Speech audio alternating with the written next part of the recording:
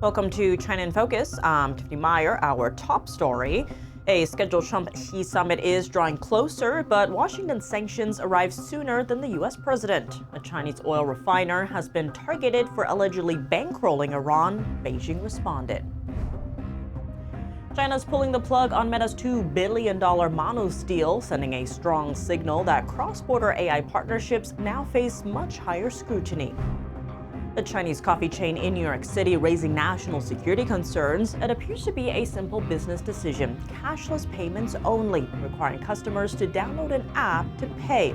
But a watchdog group says there could be more to it. And a Chinese national charged in a years-long scheme targeting NASA employees. Officials say he posed as trusted colleagues, gaining access to sensitive data.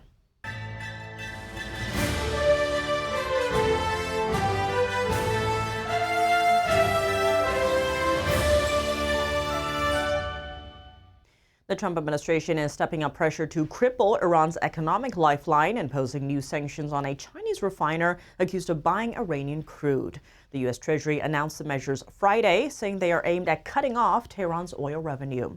It also said the sanctions are intended to disrupt its so-called shadow fleet of tankers. On Monday, the sanctioned Chinese company responded. NTD's Flora Hua has the latest. Operation Epic Fury is on pause, but the economic fury is in full swing. The U.S. is warning countries and companies bankrolling Iran to stop or risk being hit with secondary sanctions. A major private oil refinery in China, Hongli Petrochemical Refinery, was among the latest to be punished. The U.S. Treasury said Friday the company is one of the largest buyers of Iran-sanctioned oil, purchasing billions of dollars worth. On Monday, Beijing pushed back strongly, saying it will protect Chinese companies. China analysts say the U.S. moved as a bargaining chip for President Trump ahead of a meeting with Chinese regime leader Xi Jinping. This could also add a key bargaining chip ahead of a scheduled Trump-Xi meeting. In essence, the strategy is, I impose sanctions on you, forcing you to the negotiating table. From the U.S. perspective, this clearly strengthens its leverage during negotiations. The Chinese refiner denied doing any trade with Iran and says it will shift to Chinese yuan for future payments as a result of U.S. sanction. These Chinese private refiners, also known as teapot refiners, account for a third of the total refining industry in China. These refiners have been major buyers of Tehran's crude oil, and China's customs data does not record such trade. Before the U.S. blockade on ships carrying Iranian oil, roughly 80 to 90% of Iran's crude exports went to China. Flora Hua, NTD News. Now turning to the latest developments on Meta's $2 billion acquisition of AI agent developer Manos, Beijing has officially announced it is blocking the acquisition following months of investigation.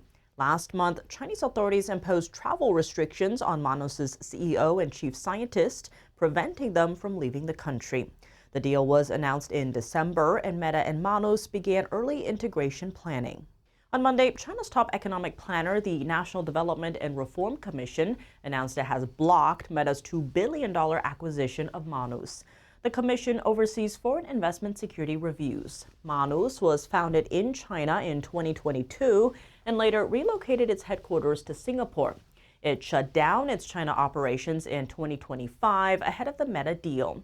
The company develops general-purpose AI agents capable of handling complex tasks, including market research, coding, and data analysis. Without providing a detailed explanation, regulators ordered both sides to unwind the transaction entirely. A Meta spokesperson responded that the deal complied fully with applicable law, adding the company expected an appropriate resolution to the inquiry. Analysts say Beijing's move is intended as a warning to others, deterring Chinese tech startups from following Manos' playbook. Going forward, any deals transferring Chinese technology to major U.S. firms are expected to face much greater regulatory scrutiny. According to the Financial Times, Meta had already began integrating Manos' technology into its internal tools. Most Manos employees are now based in Singapore and have been absorbed into Meta's operations. The question is whether Chinese authorities have jurisdiction to reverse Meta's acquisition, which was completed months ago, or how they would enforce such an order. Chinese coffee chain and U.S. national security. You cannot pay with cash when ordering at Luckin Coffee's New York locations. A watchdog group is warning about the potential danger behind it. NTD's Sean Marshall has more. At Luckin Coffee's New York City locations, you cannot pay with cash even if that's all you have. This policy can exclude customers who don't own a smartphone, lack reliable data service, or prefer not to share personal data. Or, if you would like to keep your data private from Chinese-owned companies, as the FBI advised United States citizens to do on March 31, 2026. Though the FBI did not mention Luckin specifically. What we're hoping to do with our organization, Bold Action for Freedom, what we're trying to do is highlight the various threats that are invading our country as a result of Communist China's efforts. And what we're hoping is that enough people get attention on this Luckin Coffee app where we can get people mobilized and get more involved in terms of understanding all the other threats that Communist China is posing for America's national security. Luckin Coffee is a Chinese company, so under China's national security laws, companies are required to cooperate with state intelligence requests. At Luckin's brick-and-mortar stores, you must use their app to order. Tony Zielinski, a former lawyer and politician, is challenging this for a second time. Well, I'll tell you, there's two things that have changed for sure. One is Luckin Coffee went from 2 stores in New York to about 11 stores now. So they're spreading very, very rapidly. The other thing that's good news is the FBI has issued a warning to residents in America to not download the Chinese app because that could be, harmful in terms of the Communist China regime gaining access to your data or possibly even installing malware that could cause your device to malfunction. This is because on March 21st, 2026, a New York general business law went into effect, prohibiting most food stores and retail establishments from refusing cash payments. Their charge or goal at the time was to help address inequities that exist amongst people that don't have credit cards or don't have smartphones. And so I saw how this could be applicable to the situation with Luckin Coffee. And to no surprise, Luckin Coffee still is requiring people to download the app. So I went into the Luckin Coffee shop, asked to buy with cash. They refused. I filed a complaint with the state that Luckin Coffee is in violation of legislation that they recently passed. And I received a notice from the state indicating that they're going to communicate once again with Luckin Coffee that they must follow state laws. Now, I went in again because it was like a few weeks since that time, and they refused. So I followed up with another complaint, and I said, look, they're still not complying with state law. Now, the penalty is, because they're not complying with state law, the penalty the first time is $1,000 fine. Second time is up to $1,500. So hopefully that catches their attention and they start complying with the law. The New York cash requirement law mirrors a New York City law that has been in place since 2020. Luckin has positioned itself as a technology company, arguing its app-based model sets it apart from traditional retailers. I'll tell you what's really ironic here is the fact that in the SEC filings for Luckin Coffee, they indicate that they must follow Chinese law, even if that means sharing individual users' data and other information with the Chinese Communist government. They put that in their SEC filing. So they're complying with Chinese laws, but they're not complying with American laws. We have an American law that says you need to provide cash option. They thumb the nose at the American laws and follow the Chinese laws. And our legislators in Washington, they aren't doing anything about it. We reached out to Luckin Coffee for a statement, but did not get one back in time for this broadcast. Sean Marshall, NTD News. NASA staff tricked in a years-long scheme. Song Woo, a Chinese national, is accused of posing as trusted colleagues to gain access to sensitive aerospace software. Federal investigators say he is now facing charges but remains at large.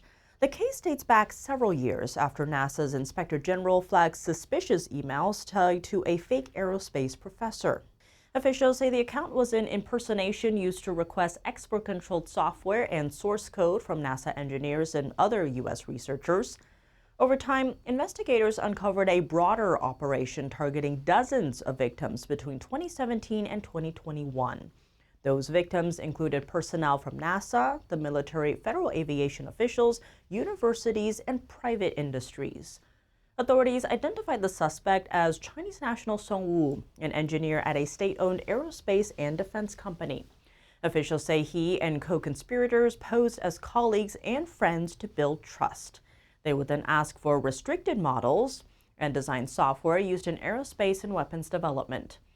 In some cases, it worked, with victims unknowingly violating U.S. export control laws by sharing protected material.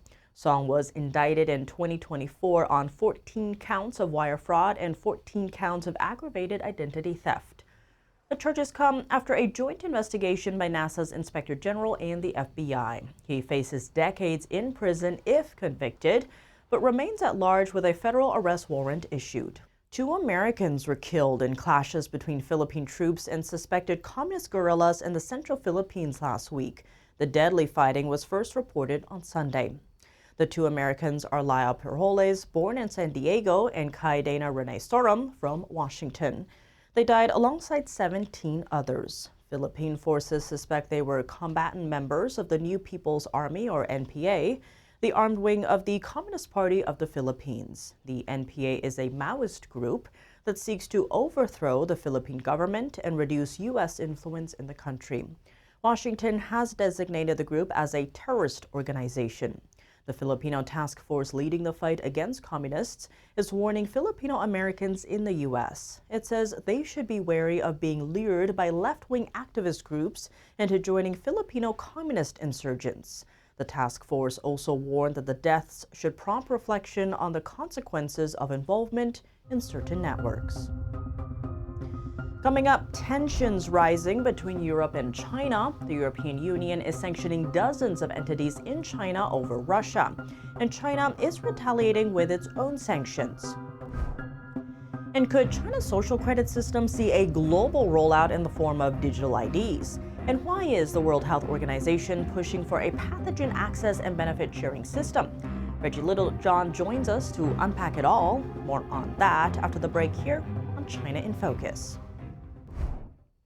Welcome back to China in Focus. I'm Tiffany Meyer. The European Union announcing its 20th package of sanctions against Russia in an effort to stop its war on Ukraine. Nearly 3 dozen entities in China are targeted. Beijing immediately fighting back using sanctions of its own. NTD's Flora Hua has the latest on the sanctions showdown. The European Union's new sanctions further target Russia's reliance on third countries for buying high-tech items and skirting Western sanctions. That includes shipping dual-use products to Russia, meaning those that have both civil and military use, such as drones. On Saturday, Beijing strongly pushed back against the EU sanctions, urging the EU to remove all Chinese companies and individuals from the sanction list. That's after China added 7 EU entities to its export control list on Friday. The move would ban these entities from receiving dual-use products originating in China.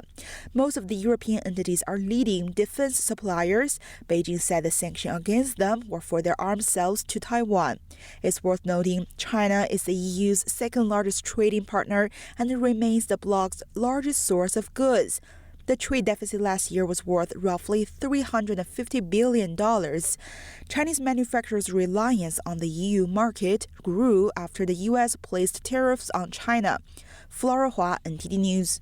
Could China's social credit system see a global rollout in the form of digital IDs? Why is the World Health Organization pushing for a pathogen access and benefit sharing system? And what could that mean for lab leaks and bioweapons on a global scale? Joining us now to unpack all of this is Reggie Littlejohn. She's the founder of Anti-Globalist International and co-founder of the Sovereignty Coalition. Reggie Littlejohn, thank you so much for joining us. Great to have you back on the show. Thank you so much for having me. It's a pleasure to be back. Now, there's been a growing trend, if you will, of different governments either talking or wanting to implement digital IDs. We saw inklings of this during the pandemic, but the UK was really taking off the headlines recently with the Cut the Faff campaign to have just nationwide digital IDs. Talk to us about the global spread of this, if you will, because there's a lot of attention on China and the social credit system where supporters are like, oh, this makes life so easy, so convenient. But if you somehow find yourself on the wrong side of the party, there's a lot of of stories of people suddenly they can't get on certain trains, they can't get to certain hotels, they can't get their bank accounts. What are the security concerns if this does go global? Well, Tiffany, as you know, my original mission had to do with stopping forced abortion in China. And I've been looking at this Chinese human rights violations for decades. And so when COVID hit, what I saw was a Chinese-style social credit system possibly being implemented worldwide through the World Health Organization. Because what they wanted, they were terrifying everybody concerning COVID and wanting to do what they call a vaccine passport, which was like the original name for what has now become just a health ID or even just a digital ID. And in 2023, they partnered with the EU to roll out international interoperable digital IDs, and these IDs. I think you can see really what the vision behind them is from the World Economic Forum. They ran an article, and it was 2021, right in the beginning of COVID, about what digital IDs should do. So according to the World Economic Forum, you will need them to open a bank account, to access healthcare, to travel, to participate in social media, to even own a communications device like a laptop or a cell phone. And in China, what that means is you follow all the rules. You never criticize the government online. You never jaywalk, et cetera, et cetera. If you do all of that, then you can lead what looks like a normal life. But if you, God forbid, criticize the government, then the punishments come in. So for example, you can lose your job. Your kid might not be able to go to the best school. You won't be able to borrow money to buy a home or start a business. And if you keep it up, you can be severed from your credit cards and your bank accounts, like what happened to the Canadian truckers. Okay, so people think that this can't happen in the West. It already did. And then finally in China, if you keep it up, you will just be disappeared. And we have the infrastructure to do that in the West, and they are very heavily rolling out these digital IDs, and in the wrong hands, they can be used as tools of mass surveillance and totalitarian control, similar to the China social credit system. I want to dig into that last part because supporters, of course, say this protects security and your own identity. But what about privacy on a global level? If you do have this sharing system where countries can share, if China has access to that, could they take away our access to things?